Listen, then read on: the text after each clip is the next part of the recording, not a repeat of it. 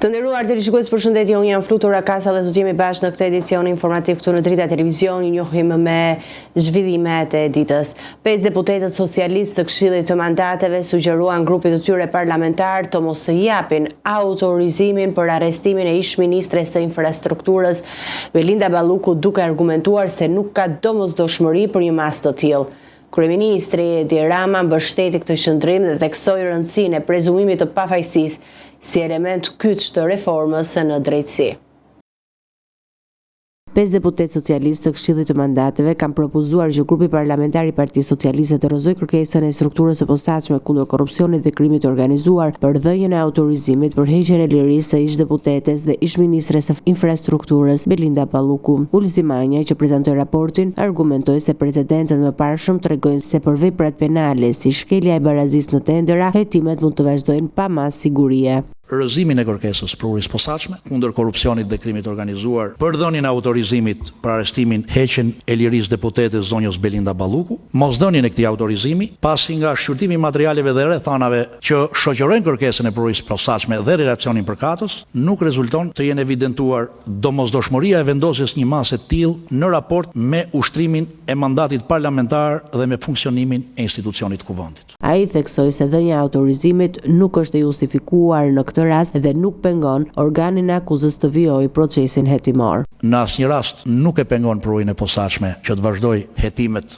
në ngarkim të deputetes Belinda Balluku. Kryeministri Edi Rama mbështeti këtë qëndrim dhe e cilësoi prezumimin e pafajësisë si viktimën më të madhe të reformës në drejtësi. Po t'i vish kuvendit me një proces verbal në një incizimi qesharak, një grua me 2 gra, për të legitimuar kërkesë ekstreme, arrest pa gjyq, duke na vënë në pozitë absurde ne, shumicën socialiste, që i kemi dhënë shpirtin betejës për reformën e drejtësisë, po i kemi vënë dispozicion dhe lëkurën drejtësisë pavarur.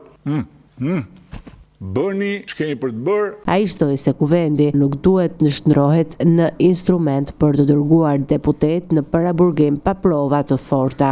Një person hetohet në gjendje të lirë apo një person çohet në burg me votën tonë. Dhe ne të ngrem dorën për të çuar në burg një deputet me këto argumente? Po çajemi bashkautor në krijimin e popullit të paraburgosurve në Shqipëri. Ai komentoi se çështja e Ballukut ndryshon nga rastet e mëparshme të Spakut dhe se për masën e sigurisë duhet të jenë të sigurta të gjitha provat. Dhe kur të vinë për të kërkuar heqjen e lirisë, herë tjetër prokurorët duhet të vinë të armatosur me prova dhe të përgatitur siç erdhën në 2 rastet e mëparshme. Për një rast kishte një provë që s'kishte çfarë thoshe fare, sepse deputeti nuk zbatonte vendimin e gjykatës në mënyrë të përsëritur, për një rast tjetër kishin një mal me argumenta. Kryeministri gjithashtu vuri në duke punën e Ballukut si ministre e infrastrukturës, duke theksuar se 40 kantier në të gjithë vendin janë të hapur, që në aktivitetin e saj ka shërbyer për zhvillimin e vendit. Rama interpretoi qëndrimin e socialistëve për Ballukun si mbështetje për reformën e drejtësisë dhe si një provë të qartë se kuvendi mbron prezumimin e pafajësisë dhe funksionimin e drejtësisë së pavarur.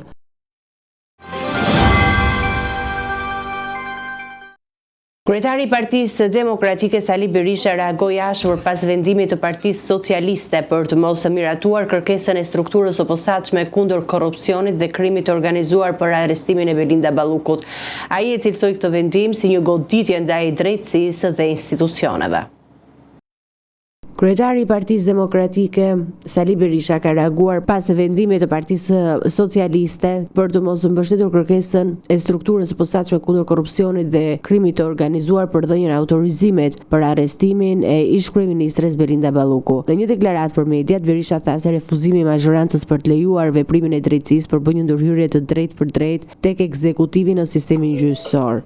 Edi Rama ju tha shqiptarëve sot se Belinda Balluku është e paprekshme, se skapi është një zero me bisht, se drejtësia nuk ekziston dhe se ai nuk ka ndërmend të përfill asgjë nga kushtetuta dhe ligjet e vendit. Gjatë deklaratës së tij, lideri i opozitës kritikoi edhe kryeministrin Edi Rama duke akuzuar se me veprimet e tij po pengon procesin e integrimit të Shqipërisë në Bashkimin Evropian. Dëshmoj më shumë se kur se është i gatshëm t'i përdor mandatet e tij të krimit si bajoneta kundër qytetarëve shqiptar dhe interesave të tyre. Në tërësi, dhe në veçanti për mbylljen e dyrëve të integrimit të Shqipërisë në Bashkimin Evropian. Nuk është çështje ballukut dhe njëherë. Asnjëri prej jush nuk duhet të pranojë këtë narrativ. Është çështja direkte e Tiranës. Në fund të deklaratës, Berisha bëri thirrje për mobilizimin qytetar me 12 mars përpara kuvendit, duke cilësuar këtë protestë si një reagim demokratik kundër vendimit të mazhorancës.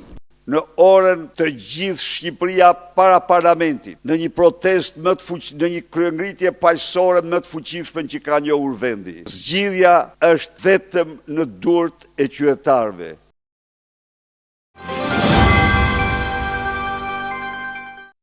Në raportin vjetor të vitit 2025, struktura e posaçme kundër korrupsionit dhe krimit të organizuar ka reaguar ndaj nismave që sipas saj mund të kufizojnë pavarësinë dhe mjetet hetimore të institucionit.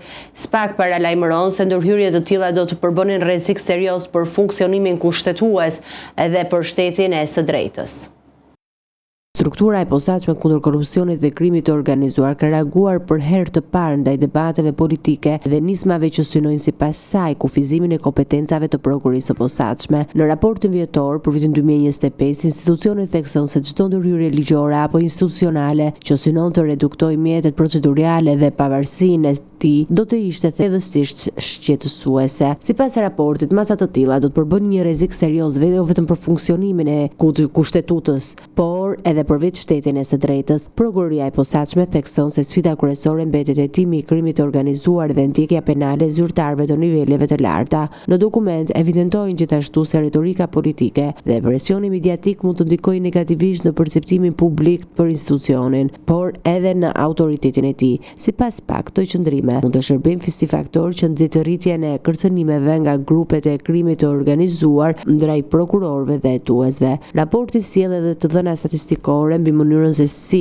janë nisur hetimet gjatë vitit 2025. Ndryshe nga një vit më parë, prokuroria thekson se ka pasur një rritje të ndjeshme të referimeve nga policia e shtetit. Sipas statistikave, hetimet e nisura nga referimet e policisë janë rritur me rreth 70% krahasuar me vitin 2024. Ndërkohë, raporti evidenton se qytetarët vazhdojnë të jenë një burim i rëndësishëm kallëzimesh për vepra penale, ndërsa politika ka shënuar rënje në këtë drejtim. Sipas SPAK, numri i kallëzimeve penale të bëra nga aktorët politik është përgjysmuar gjatë vitit të fundit. Prokuroria e posaçme ka analizuar dhe përdorimin e masës së sigurisë arrest me burg, një çështje që ka qenë shpesh objekt debati publik. Sipas të dhënave të raportit, gjatë vitit 2025, kjo masë është ulur ndjeshëm duke kaluar nga 236 raste në vitin 2024 në 110 raste gjatë vitit të kaluar. Nga këto masa sigurie, rreth 4% janë vendosur për vepra të lidhura me korrupsionin, ndërsa afro 21% për çështje që lidhen me krimin organizuar. Në të njëjtën kohë, raporti tregon se gjykata ka shpallur fajtor dhe ka dënuar me 197 persona, prej të cilëve 108 për vepra që lidhen me korrupsionin dhe shpërdorim të tyre. Megjithatë, në disa raste gjykata nuk ka pranuar akuzat e prokurorisë. Sipas raportit, 21 persona janë shpallur të pafajshëm duke rrëzuar në këto raste pretendimet e organit të akuzës. Një tjetër element i rëndësishëm i raportit lidhet me përdorimin e përgjimeve në SPAK. SPAK pranon se gjatë vitit 2025 janë përgjuar rreth 3004 pajisje telefonike, nga të cilat 1738 me vendim gjykate, ndërsa pjesa tjetër me autorizim të prokurorit ose përmes vendimeve për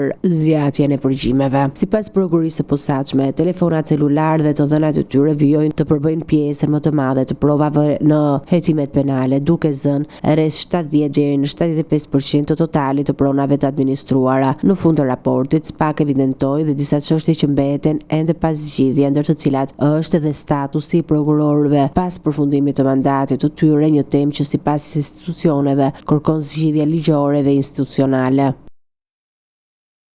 Seanca e parë në gjykatën e posaçme kundër korrupsionit dhe krimit të organizuar ndaj kryebashkiakut të Tiranës, Erion Veliaj dhe 29 pandeurve të tjerë u shty edhe këtë të hënë. Veliaj nuk ishte i pranishëm në seancë, ndërsa përmes avokatit pretendoi se nuk ishte njoftuar dhe nuk ishte marrë aktet hetimore. Gjykata vendosi t'i vërë në dispozicion materialet e dosjes, ndërsa shqyrtimi u shty për një tjetër datë për shkak të mungesës së disa të pandehurve. Seanca e parë gjyqësore në gjykatën e posaçme kundër korrupsionit dhe krimit të organizuar ndaj kryebashkiakut të Tiranës Erion Veliaj dhe 29 personave të tjerë të përfshirë në të njëjtën çështje nuk u zhvillua normalisht pasi ai mungoi në sallën e gjyqit. Në këtë proces janë përfshirë gjithashtu disa biznesmen dhe kompani, të cilët dyshohen se kanë pasur lidhje me skemën e hetuar nga prokuroria. Përmes avokatit të tij të caktuar kryesisht, Veliaj pretendoi se nuk kishte marrë njoftim për zhvillimin e seancës dhe se nuk ishte njohur me materialet hetimore të përgatitura nga organi i akuzës. Ky argument u kundërshtua nga prokurori i çështjes Olz Dado, i cili theksoi se procedura e njoftimit ishte kryer sipas rregullave. Pas gjykimit të kërkesës së mbrojtjes, trupa gjykuese vendosi të pranojë kërkesën e Veliajt për t'i vënë në dispozicion të gjitha aktet hetimore, në mënyrë që ai dhe mbrojtja e tij të njihen me përmbajtjen e plotë të dosjes. Seanca u shty gjithashtu për shkak të mungesës së pritpandeorëve të tjerë në këtë proces gjyqësor. Kryebashkiaku i Tiranës ndodhet në paraburgim që prej muajit shkurt të vitit kaluar, pas hetimeve të zhvilluara nga prokuroria e posaçme kundër korrupsionit dhe krimit të organizuar. Ai dyshohet për disa vepra penale, mes tyre korrupsion pasiv, pastrim parash, mosdeklarim pasuriesh, përdorim detyre dhe futja e sendeve të ndaluara në institucionet e vuajtjes së dënimit. Sipas prokurorisë së posaçme, Veliaj dyshohet se ka ngritur një skemë të ndërlikuar korrupsioni dhe pastrimi parash, përmes së cilës pretendohet se ka përfituar në mënyrë të palishme nga fondet e bashkisë së kryeqytetit dhe ka rishfete të dhëna nga biznesmen që kishin kontrata me institucionet që ai drejtonte. Procesi pritet të vijojë në seancën e radhës ku palët do të paraqisin qëndrimet mbi akuzat.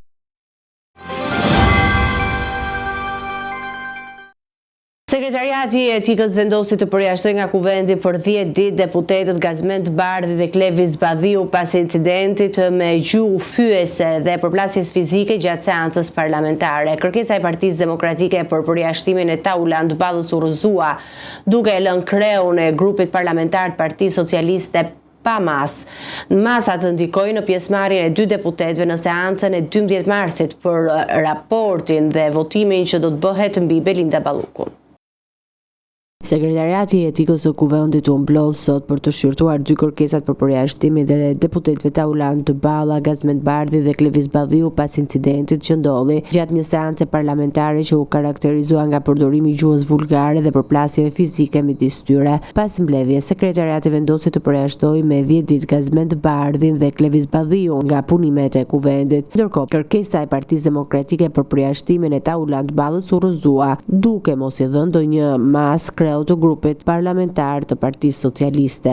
PD-ja kishte kërkuar 60 ditë përjashtim për Ballën, duke akuzuar atë se kishte përdorur gjuhë ofenduese, seksiste dhe diskriminuese ndaj deputetes Albana Vokshi, duke cënuar rënd dinjitetin e saj. Nga ana tjetër, PS-ja kishte kërkuar përjashtimin e Bardhit me 10 ditë dhe për pengimin e zhvillimit të seancës dhe përdorimit të gjuhës fyese, dhe për Badhiun për 30 ditë, për sjellje agresive dhe dëmtim të pajisjeve të sallës, përfshirë shkëputjen e mikrofonit dhe tentativën për të goditur Ballën. Vendimi i Sekretariatit të Etikës bën që në seancën e 12 marsit do të shqyrtojnë raportet e PS-s dhe PD-s mbi kërkesën e SPAK-ut për arrestimin e Belinda Ballukut, të mungojnë vetëm Bardhi dhe Badhiu, pasi Balla nuk është dënuar. Ky vendim pasqyron balancimin e organeve të kuvendit mes përgjegjësive disiplinore dhe prezumimit të pafajësisë për deputetët që kryejnë sjellje diskriminuese gjatë punimit parlamentar.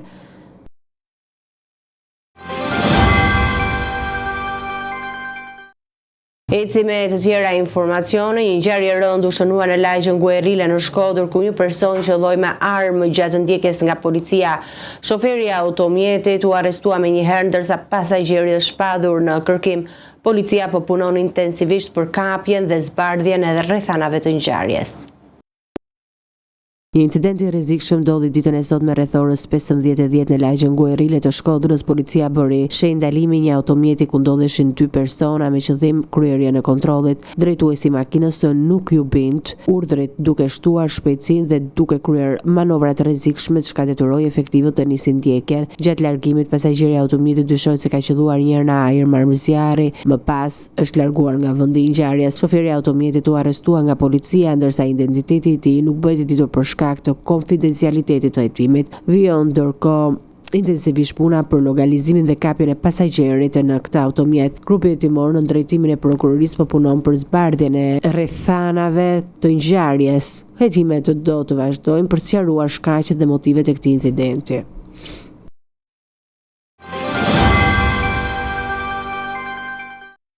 Indeksi I çmimeve të konsumit në Shqipëri u rrit me 2.5% për muajin shkurt krahasuar në të njëjtën periudhë të një viti më parë, duke shënuar nivelin më të lartë të 7 muajve të fundit. Ekspertët e ekonomisë paralajmërojnë se kryesisht çmimet e energjisë, ujit, qiras dhe ushqimeve po ndikojnë në rritjen e inflacionit. Sipas tyre, tensionet në tregjet ndërkombëtare dhe pasojat e konfliktit mund shkaktojnë rritje të mëtejshme të çmimeve.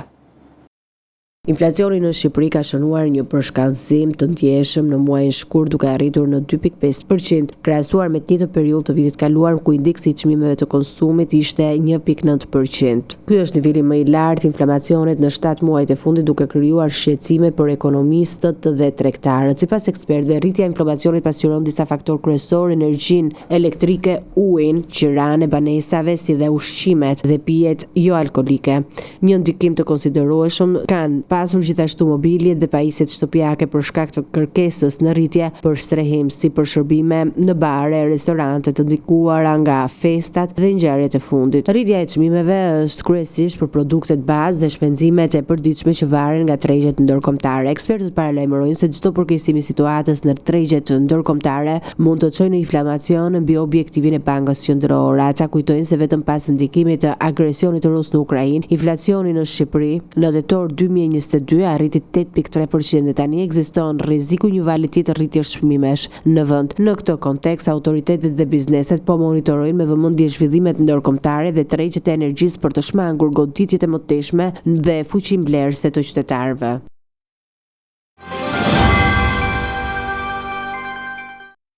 Gjykata e posaçme kundër korrupsionit dhe krimit të organizuar ka vendosur të lërë në fuqi masën e sigurisë arrest me burg për Flodian Plakun dhe shefin e krimeve në Vlorë, Rezart Kuçi. Sipas strukturës së posaçme kundër korrupsionit dhe krimit të organizuar, pas 2 atentateve mafioze në vitin 2021, në Vlorë qëndron grupi I kriminal I drejtuar nga Ines Hajrudha. Gjatë operacionit të fundit janë lëshuar 8 urdhër arreste, ndërsa 5 persona vijojnë të jenë në kërkim. Gjykata e posaçme kundër korrupsionit dhe krimit të organizuar ka konfirmuar masën e sigurisë arrest me burg për Flodian Plakun dhe shefin e krimeve në Vlorë, Rezart Kuçi, të cilët akuzojnë për përfshirje një grup kriminal që dyshohet se ka organizuar disa ngjarje të rënda kriminale në vend. Sipas hetimeve të zhvilluara nga struktura e posaçme kundër korrupsionit dhe krimit të organizuar, autorësia e 2 atentateve mafioze të ndodhura në qytetin e Vlorës gjatë vitit 2021 lidhet me grupin kriminal të drejtuar nga Ines Hajrudha. Bëhet fjalë për vrasjen e Gentian Qari në muajin shkurt të atij viti dhe atentatin ndaj Bledar Birçaj në maj të po të njëjtit vit. Në kuadër të operacionit të zhvilluar gjatë fundjavës në qytetin e Vlorës, prokuroria e posaçme ka lëshuar gjithsej 8 urdhër arreste për persona të dyshuar si pjesë e këtij grupi kriminal. Megjithatë, deri tani janë ekzekutuar vetëm 3 prej tyre, ndërsa 5 persona të tjerë vijojnë të jenë në kërkim nga autoritetet. Sipas PAK, në listën e personave të shpadur në kërkim janë Ines Hajrudha, Ervis Matudoshaj, Mendu Tuka, Arben Memishaj dhe Erges Xhezani, ndërkohë përveç Plakut dhe Kuçit, që ndodhen në Shqipëri, masat e sigurisë janë zbutur dhe për Hamës Demushin, I cili është arrestuar në Zvicër në bashkëpunim me autoritetet vendase. Hetimet e SPAK-ut tregojnë se përveç organizimit të atentateve në Vlorë, të dyshuarit janë pjesë e një rrjeti të strukturuar kriminal të përfshirë edhe në trafikun ndërkombëtar të narkotikëve. Sipas prokurorisë, grupi dyshohet se ka trafikuar sasi të mëdha kokaine drejt vendeve të Bashkimit Evropian, kryesisht në Holandë dhe Gjermani. Autoritetet shqiptare kanë bërë të ditur se hetimet për këtë grup kriminal vijojnë, ndërsa po punohet për lokalizimin dhe arrestimin e personave të tjerë të shpadur në kërkim.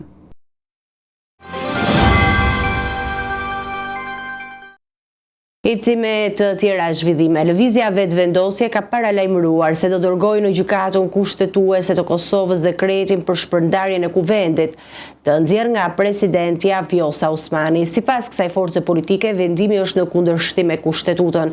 Edhe kryeministri Albin Kurti ka deklaruar se çështja duhet të shqyrtohet nga gjykata kushtetuese përpara se të flitet për zgjedhje të reja.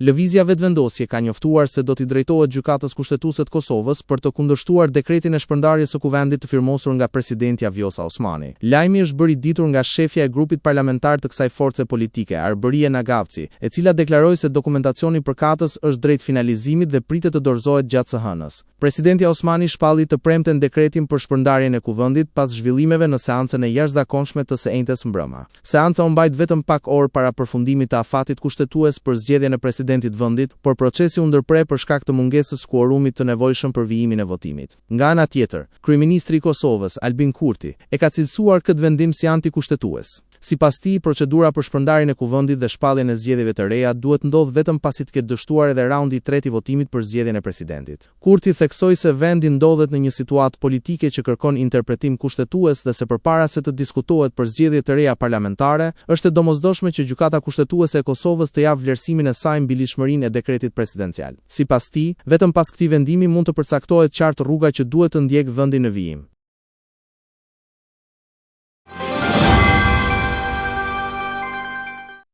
Të nderuar teleshikues, do të njihemi me parashikimin e motit.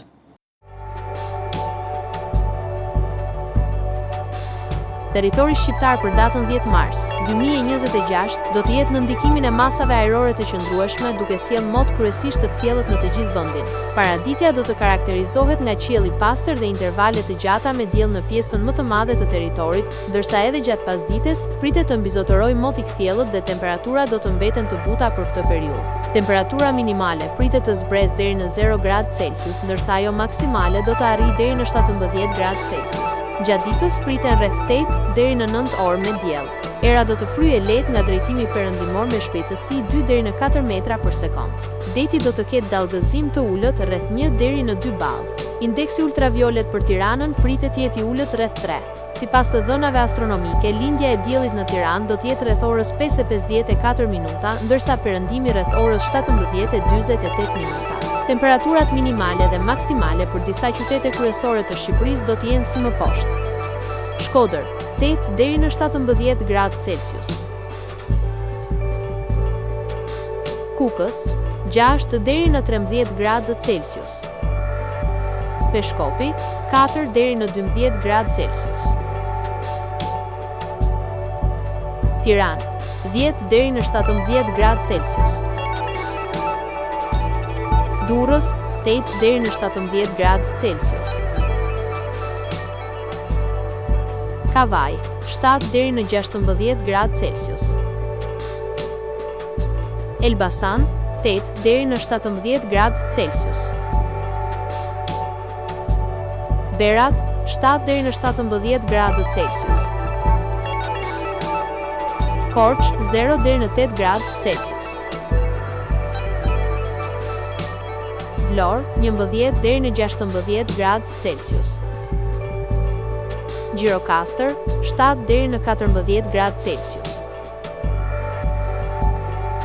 Sarand, 7 deri në 17 gradë Celsius.